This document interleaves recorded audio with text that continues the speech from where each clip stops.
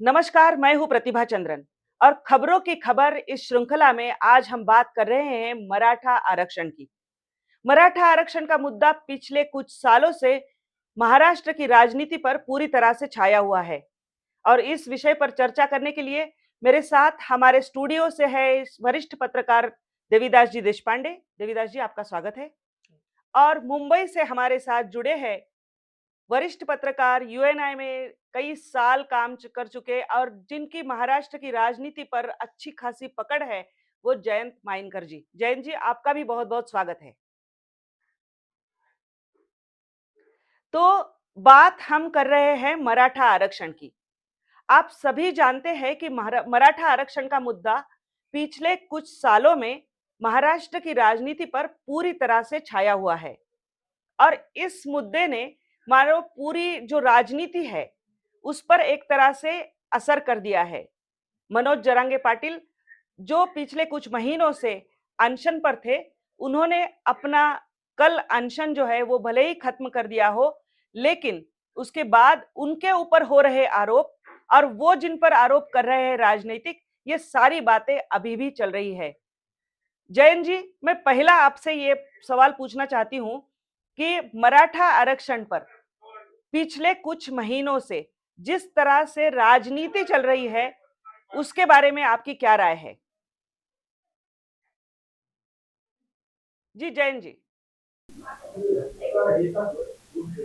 देखिए, मराठा एक politically dominant caste है जिसका महाराष्ट्र का 2014 में जो एक क्राइटेरिया लिया गया था पृथ्वीराज चौहान द्वारा, उसके हिसाब से वो 32% ऑफ द टोटल पॉपुलेशन थे। अभी उनको माना गया है 29% of the total population of Maharashtra. अब 29% एक साइजेबल है। इंटरेस्टिंगली ये कम्युनिटी हरदम केवल कांग्रेस या राष्ट्रवादी कांग्रेस को ही प्रिडोमिनेटली वोट करती आ रही है।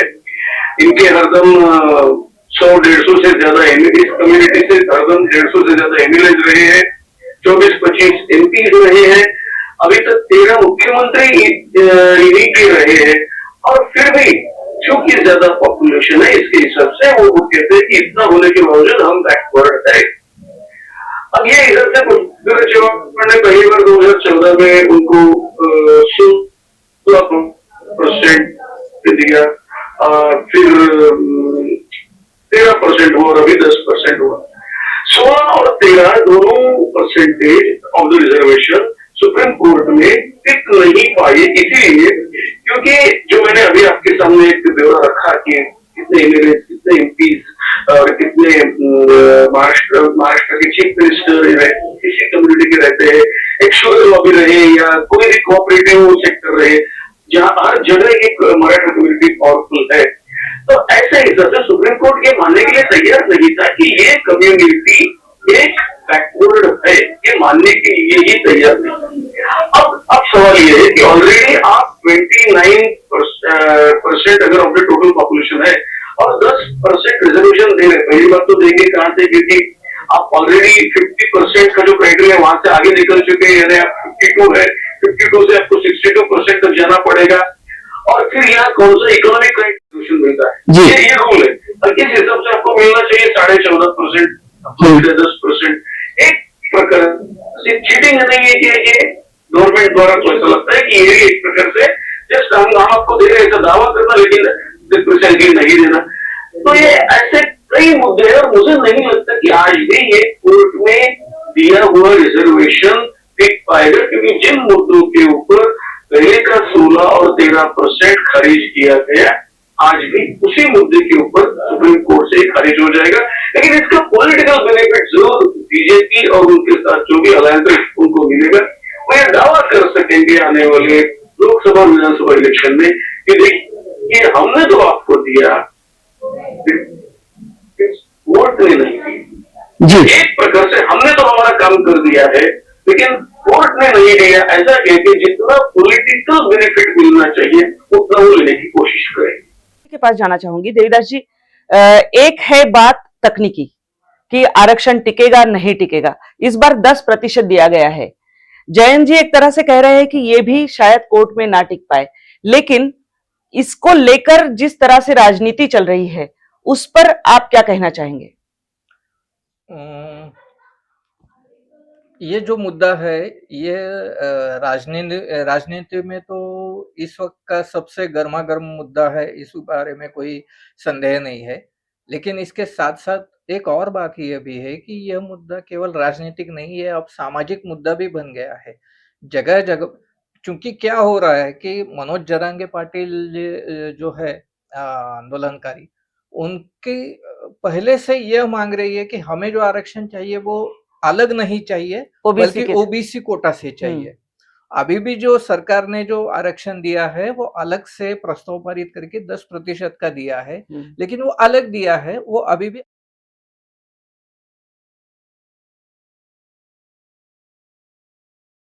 तकनीकी रूप से देखा जाए तो उनका आंदोलन तब तक जारी रहेगा।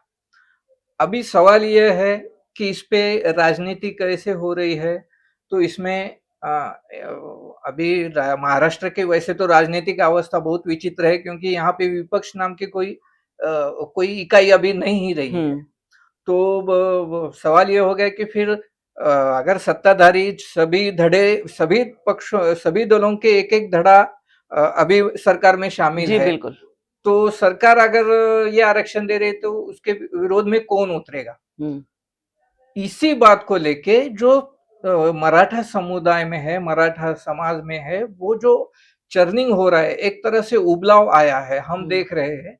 और उस उबलाव का फायदा लेने के लिए कांग्रेस और राष्ट्रवादी कांग्रेस का जो बचा खुचा धड़ा है, वो प्रयासरत है, लेकिन उनके पास वो लाभ उठाने की भी शक्ति नहीं रही है। अभी इसमें एक बड़ी मजे की बात यह है कि अभी आप देख सकते हैं कि पिछले हफ्ते ही अशोक चौहान जी कांग्रेस छोड़कर बीजेपी में आए बीजेपी में शामिल हो गए। लेकिन अशोक चौहान जी पूर्व मुख्यमंत्री होने के साथ-साथ वो उस समिति के अध्यक्ष थे जो पूर्ववर्ती सरकार में मराठा आरक्षण के लिए बनाई गई थी। बनाई गई थी जी और जिस समिति पे ये आरोप था कि उसने पूरी तरह से आंकड़े पेश नहीं किए उच्चतम न्यायालय के समक्ष, जिसके कारण उच्चतम न्यायालय ने उस आरक्षण को रद्द किया था। अभी उस फैसले का परिणाम ये हुआ है कि पिछले 2 साल से महाराष्ट्र में कोई भी नगर निगम अस्तित्व में नहीं है, हर जगह प्रशासक है। स्थानीय निकायों के चुनाव हो नहीं पा रहे हैं, क्योंकि ओबीसी आरक्षण का मुद्दा अभी लंबित है, और ये तय नहीं हो पा रहा है कि मराठों को अगर आरक्षण मिला तो वो अलग से मिलेगा या ओबीसी से मिलेगा। तो इस तरह से अभी, और सरकार की तरफ से जैसे कि अभी जयंत जी ने कहा कि सरकार तो ये दावा करेगी कि अभी हमने दे दिया आरक्षण, हमने तो ये मांग पूरी कर दी। लेकिन उस मांग का लाभ कितना मिलता है और उस पर उसके लिए कितना समय लगेगा, यह भी एक बड़ी चर्चा करने योग्य बात है। तो अभी हम इस आकलन ऐसा कर सकते हैं कि इस यहाँ जो नेतृत्व का जो एक खालीपन पैदा हुआ है कि पूरे दल टूटने के कारण, तो मराठा समाज, जैसे कि हम जानते हैं कि महाराष्ट्र में वो अग्रणी समाज है राजनीति में, आज तक वो राजनीति पे हावी रहा है, लेकिन इस समय वो नेतृत्व की कमी से जूझ रहा है।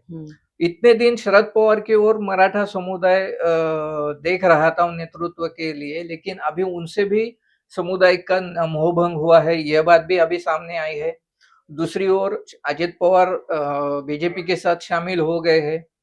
तो ऐसा हो सकता है, और तो जो ये जो नेतृत्व विहीन मराठा समुदाय है, उन्हें अभी किसी न किसी एक नेता की आवश्यकता है, और हो सकता है कि वे जरांगे पाटिल में उसके वो नेता ढूंढे। लेकिन फिर ये सवाल आता है कि राजनीति में केवल आपको सामने आके या समाचारों में की सुर्खियां बटोर कर आप जीत नहीं सकते। उसके लिए आपके पास संगठन चाहिए, आपके पास समझौता करने की ताकत चाहिए, सामने वाले का के शक्ति का आकलन वगैरह, ऐसे कई मुद्दे होते हैं कि जिनके आधार, क्या वह क्षमता जरांगे पाटिल में है? क्या केवल वे एक आंदोलनकारी के तौर पे सफल, लेकिन राजनेता के रूप में असफल? ये सब जो प्रश्न है, ये सारे प्रश्न हमें काल पर छोड़ने चाहिए, क्योंकि समय ही इसका जवाब दे सकता है। तो फिलहाल तो जैसे आपने पूछा कि राजनीति का क्या है, तो राजनीति यही हो रही है कि एक ही सत्ताधारी जो है वो अपनी कोशिश कर रहे हैं, लेकिन जो उससे पैदा होने वाले असंतोष का लाभ लेने के लिए कोई दूसरी ताकत यहाँ नहीं पे नहीं खड़ी है। दिख रही जी, है। बिल्कुल बहुत दिलचस्प बात है, लेकिन देखिए जयंत जी मैं आपकी तरफ आना चाहूँगी कि ये जो पूरा मराठा आंदोलन चल रहा है, इसमें हमने देखा कि अंतरवाली सराटी में मनोज जरांगे नाम का एक व्यक्ति अनशन पर बैठता है। जैसे इससे पहले वाले जो मोर्चे हुए थे, उनको हमने देखा था कि उन मोर्चों में एक अ, बड़ा-सा नेतृत्व था मराठा समाज का, जो नेता थे वो भी उसमें शामिल थे। लेकिन अब जो है, वो स्थिति बिल्कुल अलग नज़र आ रही है। जरांगे पाटिल नाम का एक व्यक्ति खड़ा हो जिसका कोई राजनीतिक बैकग्राउंड बहुत खासा तगड़ा कुछ नहीं था और एक घटना होती है, उसके बाद में वो अचानक से राज्य के पूरे राज्य के स्तर पर मराठा आंदोलन के नेतृत्व के तौर पर उभर आते हैं। उनके पीछे समाज भी खड़ा रहता है। लेकिन जिस तरह के वक्तव्य उनकी ओर से आ रहे हैं, क्या आपको लगता है कि पूरे ये आंदोलन को दिशा देने की समझ, ताकत या उसके लिए जो एक वैचारिक बैठक चाहिए, वो उनके पास है? जी, जैन जी। नहीं है, उनके पास नहीं है, उनके पास नहीं है जी। और मुझे याद आता है 2011 का वही अन्ना हजारे का दिल्ली का आंदोलन, उस वक्त भी इसी प्रकार से भ्रष्टाचार हटाओ वगैरह जो बातें चली थी और बाद में हमको पता चला कि वो आंदोलन के पीछे भी कौन था और अभी मेरी यही पता चलेगा, ये पहले से एलिगेशन चल रहा है कि इनके आंदोलन के पीछे कौन है।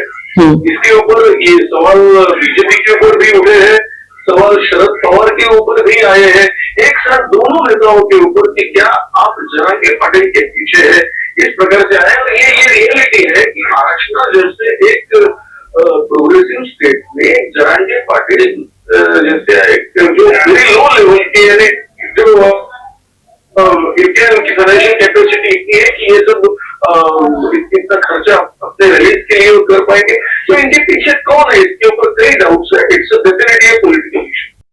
जी, बिल्कुल राजनीतिक इश्यू है और कई सारे अभी सदन चल रहा है और सदन में कई सारे आरोप हुए हैं। तो एक तरह से नाम जरांगे पाटिल के साथ में जो लोग काम करते थे, उसमें से कई लोग बाहर आए हैं और वो खुलकर बयान दे रहे हैं कि उनके नेताओं के साथ में हुआ कि उनका स्पॉन्सरशिप एक तरह से कह सकते हैं, प्रायोजकत्व इसका पूरा उनके पास में है। और फिर मांग हो रही है कि एसआईटी के द्वारा इस पूरे मसले की जांच हो। किस तरह से आप देखते हैं जैन जी? फिर बाद में मैं जाऊंगी देवीदास जी के पास इसी सवाल को लेकर।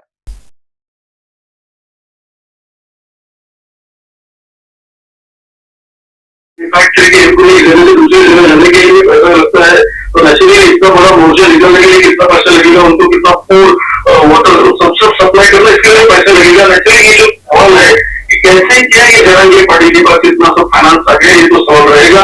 उनकी पोलिटिकल मैच्योरिटी दिखेगी और ये सब उनके उनके पीछे इतना इतना जवाब लोगों को कैसा हो गया।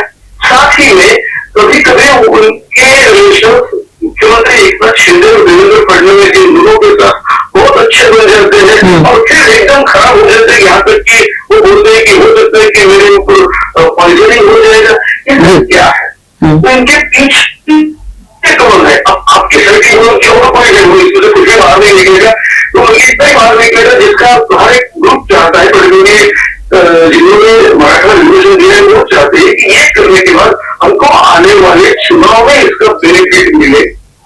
इतना ही वो चाहते हैं, यानी अप्रैल में होने वाले लोकसभा चुनाव और उसके बाद नवंबर में होने वाले विधानसभा चुनाव, उसमें मुझे बेनिफिट मिले। एक प्रकार से एक पॉलिटिकली डोमिनेंट मराठा कम्युनिटी आज मुझे लगता है अननेसेसरी कोने और मराठा इस विवाद में घिर गई है। जहां तक कि मैं जानता हूं कि कोने और मराठा ये कोई इसमें कोई डिवाइड नहीं है, उनके आपस में रूठी मीठी व्यवहार भी चलता है, वो एक ही है, लेकिन इनमें कुर्मी यानी हो गई मराठा अपर कास्ट एक प्रकार का इफेक्ट करने की कोशिश तो हो रही है। और इसके पीछे कौन है, क्योंकि ये मराठा पॉपुलेशन इस महामारी के लिए आज कई मराठा लीडर्स को जानते हो तैयार नहीं। ये करने में एक प्रकार से मुझे लगता है कि बीजेपी में पार्टी सफल हो रही है और एक पॉलिटिकली डोमिनेंट कम्युनिटी जो आज तक कांग्रेस और राष्ट्रवादी के पीछे थी, डिवाइडेड लॉ पॉलिसी के हिसाब से उसमें डिवीजन ला के उसका कितना मिलेगा, ये बीजेपी क्वेश्चन। जी, देवीदास जी आप ही इस उसी सवाल को लेकर मैं आपके पास में आ रही हूँ कि जयंत जी जैसे बता रहे थे क्या स्थिति लगती है? क्योंकि एक तो इतना बड़ा आंदोलन खड़ा करने के लिए पैसा कहाँ से आया? इतने सारे लोग किस-किस तरह से पीछे खड़े हुए। फिर हमने देखा कि उनके साथ काम करने वाले लोगों ने भी अब खुलकर बातें करना कुछ शुरू किया है, जिसके चलते एक तरह से अपने नेतृत्व के बारे में भी संदेह जो जरांगे पाटिल का नेतृत्व सारे मराठाओं ने एक साथ लिया था, कहीं न कहीं संदेह तो पैदा हो गया है। जो जी। छेद आना चाहिए, जो वो वॉल में जो उसे क्रैक कह सकते हैं, और इस वक्त सत्ताधारियों के लिए सबसे बड़ा, सबसे अहम इस वक्त अगर कोई काम है, तो वो ये है कि जरांगे पाटिल की जो वास्तविकता है उसको सामने, वास्तविकता इस अर्थ में कि उनके पीछे कौन है, ये सब कौन चला रहा है। ये अभी पिछले 3 महीनों से तो ये तो पूरा स्पष्ट हो चुका है कि जरांगे पाटिल इतने बड़े समझदार व्यक्तित्व वगैरह नहीं है कि जो इतनी इस पूरे प्रश्न की बारीकियां समझ सके, उसके पीछे की चाल समझ सके, उसके जो गहरे पहलू है उनको समझकर उसके हिसाब से अपना अगला दांव चलाए। तो ये अभी स्पष्ट हो चुका है कि उनके पीछे कोई है, कोई ताकत है, कोई शक्ति है। वो कौन सी शक्ति है उसको सामने लाकर उसे टैकल करना इस समय सत्ताधारियों के लिए सबसे बड़ी बात है, क्योंकि सत्ताधारियों के समक्ष इस वक्त अगर कोई सबसे जो प्राथमिकता है वो है लोकसभा चुनाव की। जी। और लोकसभा चुनाव तक आचार संहिता लगने से पहले उन्हें इस सब को निपटाना बहुत आवश्यकता है। इसीलिए कल उन्होंने एसआईटी की घोषणा की। क्या होता है कि राजनीति में आप सामने वाले राजनीतिज्ञ को संभाल सकते हैं, हैंडल कर सकते हैं। जरांगे पाटिल की जो पिछले 3-4 महीनों में जो सबसे बड़ी शक्ति ये उभर के आई थी, जैसे कि अन्ना हजारे की थी, कि उनका कोई राजनीतिक बैकग्राउंड नहीं था। तो क्या होता है कि राजनेताओं की अभी ये हमारे यहाँ दुर्भाग्यपूर्ण एक वस्तु स्थिति है कि राजनेताओं की विश्वसनीयता बहुत कम होती है। जी। तो अगर उनकी जगह पे किसी भी पार्टी का कार्यकर्ता अगर होता, कोई बैठा होता, तो लोग इतनी संख्या में उनके पीछे नहीं आते हैं। जी। यह बात तय है कि उनके पीछे कोई संगठित शक्ति है, लेकिन उस संगठित शक्ति के पीछे रहने के कारण जरांगे पाटिल को एक असंगठित शक्ति भी मिल रही है। बड़े लोग बड़ी संख्या में उनके साथ मिल के आ रहे हैं, यह बात तय है। तो ये ढूंढना सत्ताधारियों के लिए जरूरी है, क्योंकि जैसा कि हम जानते हैं अभी पिछले अगर 2014 से अगर हम देखें तो देवेंद्र फडणवीस जब मुख्यमंत्री थे, उसके बाद अभी उप मुख्यमंत्री के, इस दौरान उन्होंने अपने लगभग सभी राजनीतिक प्रतिद्वंदियों को निपटा दिया है। जी। सही है, सभी अर्थों में। जी। जी।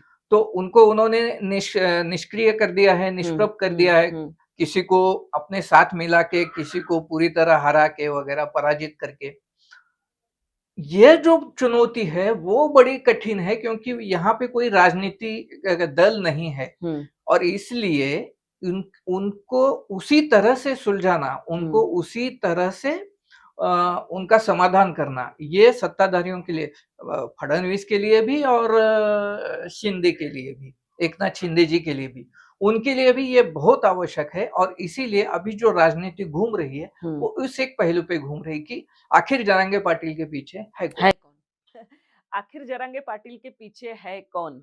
ये सवाल जयंत जी बड़ा मतलब ये देखिए, अगर तर्क लगाया जाए तो जिस तरह से फडणवीस के बारे में, देवेंद्र फडणवीस के बारे में, उप मुख्यमंत्री के बारे में बयान पिछले कुछ दिनों में आ रहे, इससे पहले नहीं आ रहे थे इस तरह के बयान। इससे पहले ये था कि जब वो मुंबई की बिल्कुल सीमा पर पहुंचे, वहां पर मुख्यमंत्री गए, लेकिन उप मुख्यमंत्री क्यों नहीं गए, इसके चलते कुछ चर्चाएं आई। लेकिन अब इन्होंने ठान ली है कि मैं सागर बंगले पर जाऊंगा, मुझे स्लो पॉइजनिंग देने की कोशिश हो सकती थी, और फिर ये कहा कि अगर मेरा कुछ हो जाता है तो उसे देवेंद्र फडणवीस जिम्मेदार रहेंगे। इसके चलते क्या आपको लगता है कि फडणवीस के विरोधी जो ताकतें हैं वो इसके पीछे हो सकती है? क्या आपकी सोच समझ क्या कहती है? जी। उन्होंने जहाँ तक मैं मानता हूँ कि उन्होंने अपना सेंटेंस विड्रॉ भी कर लिया है। जी। शायद वही कॉन्ट्रोवर्शियल होगा तो उन्होंने विड्रॉ कर लिया है। एक प्रकार का मुझे जरांगे पाटिल के बातों ने कई बार पॉलिटिकल गेम में इस प्रकार से उन्होंने कहा ये इस प्रकार से इतना मैंने बहुत ही हाई हो, लेकिन अगर उन्होंने कहा ऐसा एक रूल रहता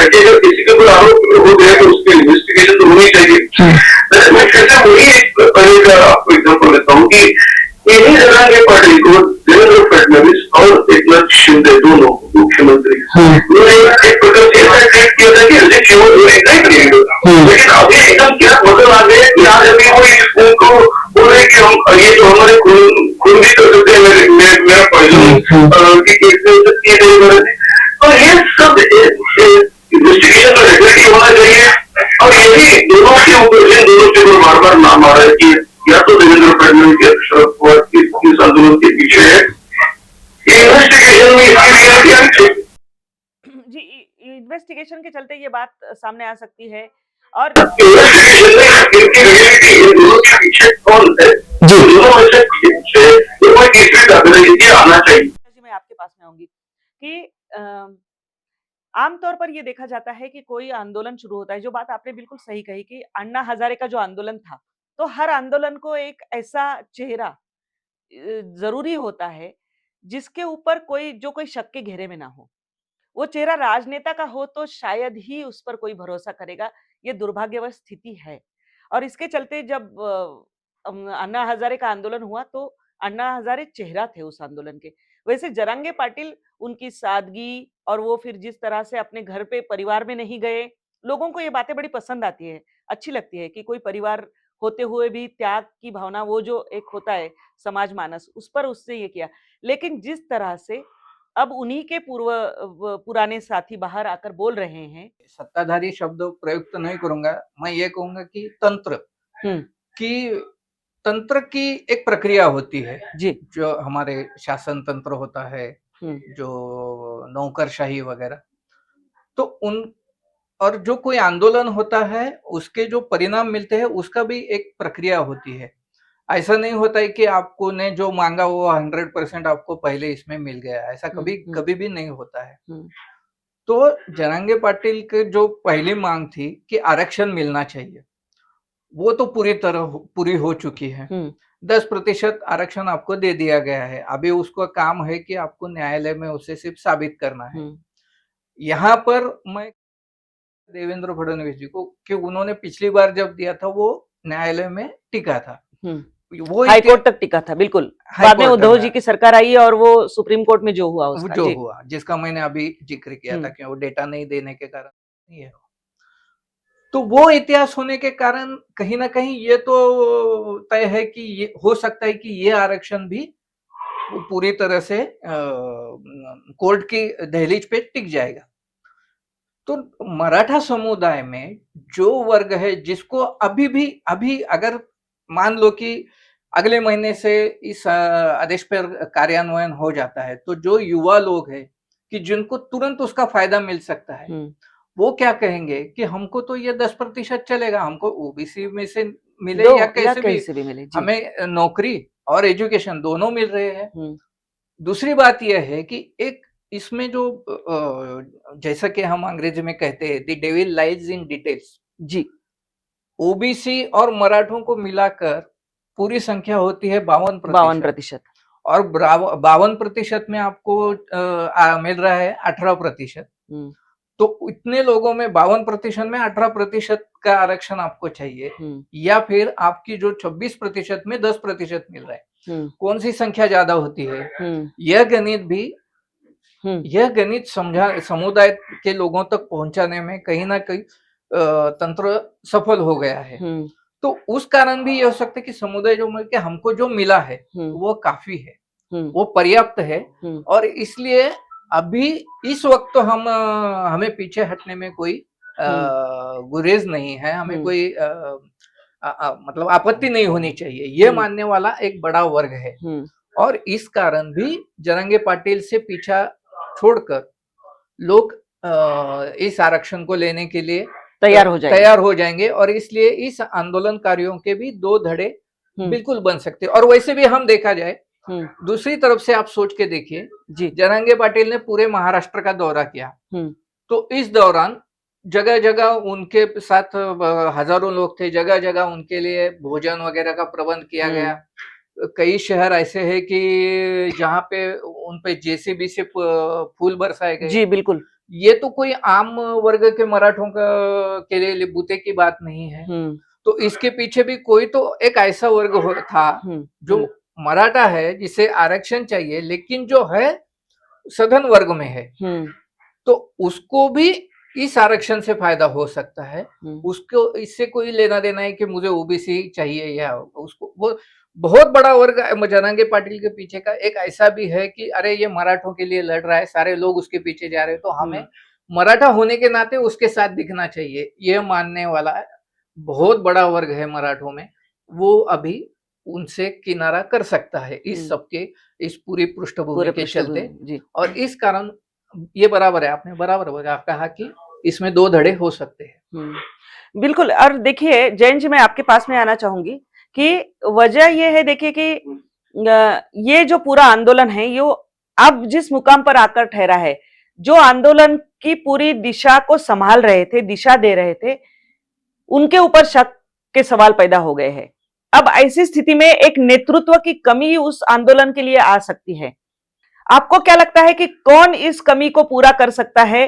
कोई राजनेता, या अभी सरकार के लिए एक तरह से एक एडवांटेज पॉइंट हो गया है जो अगले आने वाले चुनाव में, खासतौर से लोकसभा चुनाव में भुनाया जा सकता है? जी मैं पहले से बोल रहा हूँ कि वो इसका फायदा लेने की कोशिश करेंगे आने वाले लोकसभा विधानसभा चुनाव में।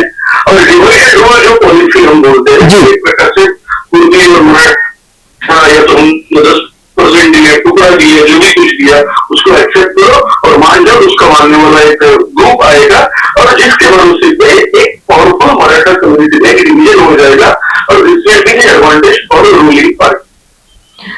और ये एडवांटेज फॉर रूलिंग पार्टी कह रहे हैं। दूसरी तरफ जिन्होंने ये आंदोलन भुनाया होगा, आपकी स्थिति ऐसे लगती है कि जो अलग अलग नाम आ रहे हैं, जैसे कि शरद पवार का नाम उनके साथियों ने लिया, अब जिस तरह से वो फडणवीस पर अटैक कर रहे हैं, तो एक तरह से ये भी एक शक बोल सकते हैं पैदा हो गया कि क्या सचमुच शरद पवार इसके पीछे है।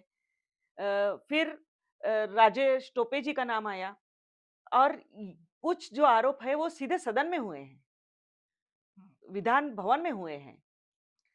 क्या बोलेंगे आप? मैं जैसे थोड़ी देर पहले कहा था कि आप ये समझिए कि अगर इस आंदोलन के कारण सत्ताधारियों के खिलाफ असंतोष पैदा भी होता है, विरोध की भावना पैदा भी होती है, उसका लाभ लेने के लिए क्या कोई तैयार है? इसका मैं एक उदाहरण दूंगा कि जो आंतरवाली सराटी में पहली बार इसके फायरिंग की घटना घटी थी, तो सब मनोज जरांगे पाटिल को मिलने वालों में सबसे पहले कौन थे? उद्धव ठाकरे थे। जी। आज वो कहाँ है? वो आज कहीं पे नहीं है, क्योंकि इस दौरान काफी सारे फैसले आए। इस स्थिति में है नहीं कि उधर ग्राउंड पे जाके सारी स्थिति को अपने पक्ष में भुना के शिवसेना यानी एकनाथ शिंदे जी के खिलाफ वातावरण पैदा करे वगैरह। यानी उनके लिए एक प्लेट पे रखे आपको सब सामग्री दी गई है, लेकिन उसको पकाने के लिए भी अब उनके पास शक्ति नहीं है। तो ऐसी ही हालत आज शरद पवार जी की, अब भी उनके पास जो धड़ा बचा है राष्ट्रवादी कांग्रेस का, उसको अभी कल सिंबल मिला है। जी। अभी वो सिंबल लोगों तक पहुंचाना, एक संगठन तैयार करना, इसी में उनकी सारी ताकत अगले 6 महीनों में कम से कम खर्च होने वाली है। जी। तो इस सब को देखते हुए अगर इस आंदोलन से समझो हम मान लेते हैं, अगर विवाद के लिए भी मान ले कि इस आंदोलन के कारण सत्ताधारियों के खिलाफ एक जनभावना पैदा हो गई वगैरह, तो भी उसे भुनाएगा कौन? जैसे कि मैंने कहा कि मनोज जरांगे पाटिल के पास संगठन नहीं है, ना उनके पास राजनीतिक सूझबूझ है, ना उनके पास डीलिंग करने की, निगोशिएशन करने की शक्ति है। तो इस स्थिति में अभी इस निर्णय की जिसके निर्णय नायक विहीन आंदोलन का जी लाभ कौन उठाएगा? ये सबसे यही सत्ताधारियों के लिए एडवांटेज है, उनके लिए एडवांटेज है, यही एडवांटेज है। मैं तो अब बात कर रहे थे शरद पवार साहब की, उनको तो अभी पूरी ताकत लगानी पड़ेगी बारामती की अपनी बेटी की सीट कायम रखने के लिए। हम ये कह सकते हैं कि वो 1999 की स्थिति में पहुंच चुके हैं, और हम ये भी मान ले कि 1999 में उनके पास कम से कम अजित पवार के रूप में उनका दाहिना हाथ था। जी। आज वो भी नहीं है, आज उसी के खिलाफ उनको खड़ा रहना है। तो वो आज कितने कमजोर है, और उम्र का भी सवाल है ही। तो इतने इसमें उनके सामने चुनौतियों का अंबार है। वही स्थिति शिवसेना की है। कांग्रेस तो पहले से ही मैदान छोड़ के जा चुकी थी, जी। अभी तो कांग्रेस के नेता भी नेता मैदान भी छोड़ जा के जा जी। रहे हैं। तो इस स्थिति में कौन कमान संभालेगा और कौन उसका अगुवाई करेगा, ये सवाल है। जी, बिल्कुल जैन जी, मौजूदा स्थिति पर जो मुद्दे उभर कर आए हैं, उसमें भी मैं आपकी राय लेना चाहूँगी कि अ, अगर हम ये बोले कि ये स्थिति जो पैदा हुई है मराठा आरक्षण के चलते, फडणवीस के खिलाफ एक तरह से असंतोष निर्माण करने की कोशिश भी जरांगे की ओर से हो रही है। लेकिन उसको भुनाएगा कौन? अ, शरद पवार साहब का जो शिवसेना का धड़ा है, वो जो एनसीपी का एक सेगमेंट है वो, और उद्धव बाला साहेब ठाकरे की सेना, क्या कहेंगे आप? तो मुझे लगता है कि इसका बेनिफिट ज्यादा रूलिंग पार्टी को ही होगा। वो बताएंगे कि हमने 10% आपको दिया है, जी जो ओपोजिशन नहीं बता पा रही। तो ये एलिगेशन चल रहा है कि क्या जरांगे पाटिल के पीछे शरद पवार है या देवेंद्र फडणवीस है। इस मुद्दे को थोड़ा सा दरकिनार करते हुए बोलूंगा कि रूलिंग पार्टी ये बता पाएगी कि 10% हमने दिए, जिनको आना है वो हमारे पास आए, तो उसका बेनिफिट वो ले लेंगे। और उस this is the advantage, divide and rule करके बीजेपी जो चाहिए, बीजेपी का बाकी कुछ भी नहीं है, ये कोर्ट में टिकेगा नहीं टिकेगा इससे उनको कोई मतलब नहीं है। उनका मेन टारगेट है लोकसभा जनरल इलेक्शन में इसका बेनिफिट, और वो उसके लिए कोशिश करें। इस हमारी इस सारी चर्चा में एक जी। और वो ये है कि क्षेत्रीय असंतुलन। हम ये मानते हैं कि महाराष्ट्र में मराठा समुदाय डोमिनेंट है, राजनीतिक रूप से अग्रणी है वगैरह, ये सब सही है, लेकिन महाराष्ट्र में हर जगह ऐसा नहीं है। मराठवाड़ा में स्थिति अलग है, पश्चिम महाराष्ट्र में की अलग बिल्कुल है, अलग है। कोकण में अलग है, उत्तर महाराष्ट्र में अलग है और विदर्भ में अलग है। जैसे कि मराठवाड़ा में एक तो बारिश नहीं है, पानी नहीं है, जी। इसके कारण मूल रूप से खेती करने वाले जो किसान है, जो ज्यादातर मराठा समुदाय से है, वो आर्थिक रूप से बहुत बहुत पिछड़े हैं और उनकी हालत बहुत खराब है। दूसरी ओर हम पश्चिम महाराष्ट्र में आते हैं कि जहाँ के जो किसान मराठा है, वो आर्थिक रूप से अच्छी स्थिति में है, राजनीतिक रूप से भी वही अच्छे है। दूसरी ओर विदर्भ में है जहाँ पे मराठा उतने डोमिनेंट नहीं है, उत्तर महाराष्ट्र में अलग है।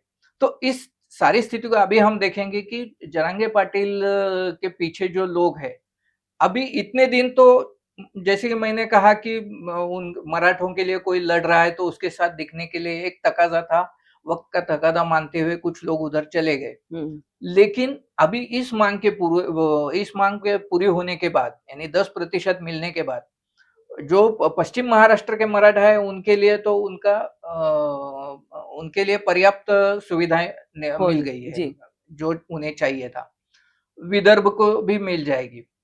कोंकण में पहले से ये संघर्ष था, जिसके कारण हम देखते हैं कि नारायण राणे ने पहले से कहा था कि हम कुणबी का सर्टिफिकेट चाहे जिस परिस्थिति में हो हम नहीं लेंगे। तो रही बात मराठवाड़ा तक रहेगी, तो जरांगे पाटिल अगर मराठवाड़ा तक सीमित हो जाते हैं तो फिर शिंदे और फडणवीस के लिए उनकी चिंता करने की कोई बात नहीं है, क्योंकि वैसे भी मराठवाड़ा में हिंदू मुस्लिम ध्रुवीकरण ज्यादा है जी। मराठा और गैर मराठा के तुलना में, और उसके कारण वहाँ भाजपा को ज्यादा एडवांटेज है। तो फिर वो जरांगे पाटिल की कोई चिंता नहीं करेंगे। यानी आप देख रहे हो कि हमारी इस चर्चा में हमारे साथ मुंबई से जुड़े थे जयंत माइनकर जी, और मेरे स्टूडियो में मेरे साथ देवीदास जी देशपांडे हैं, जिनके एक उभर कर बात आ रही है कि फिलहाल अगर हम इस पूरी चर्चा का निचोड़ निकाले तो एडवांटेज सरकारी पक्ष, यानी कि एडवांटेज भारतीय जनता पार्टी, शिवसेना का शिंदे गुट, यानी कि जिसे मूल शिवसेना वो कहते हैं, और अजित पवार गुट, यानी जो सत्ता पक्ष है उनके लिए ये एडवांटेज वाली बात होगी। चुनाव कभी भी लग सकते हैं और इस मुद्दे को अपने पक्ष में भुनाने की कोशिश सत्ता पक्ष के द्वारा जरूर की जाएगी। विपक्ष की बात जैसे देवीदास जी भी कह रहे हैं या जयंत जी ने भी कहा साफ कि विपक्ष के पास में इस मुद्दे को भुनाकर बड़ा करके जनता के सामने लाने की अभी ताकत नहीं बची है, क्योंकि अपना ही जो घर है उसे संभालने में वो एक तरह से लगे हुए हैं और उनके लिए वही चुनौती है कि हमारे कुछ लोग तो चुन के आए और उनको अपना गढ़ कैसे संभाले। ये सारी चुनौतियों के बीच में फिलहाल एडवांटेज सरकारी, ऐसे हम कह सकते हैं, खबरों की खबर इस श्रृंखला में हम इसी तरह की चर्चाएं आपके सामने लाते रहेंगे। आप बस सब्सक्राइब करना ना भूलिए और आपके जो कमेंट्स होंगे वो हमारे कमेंट बॉक्स में जरूर डालिएगा। नमस्कार। और मैं मेरे दोनों जो मेहमान हैं उनका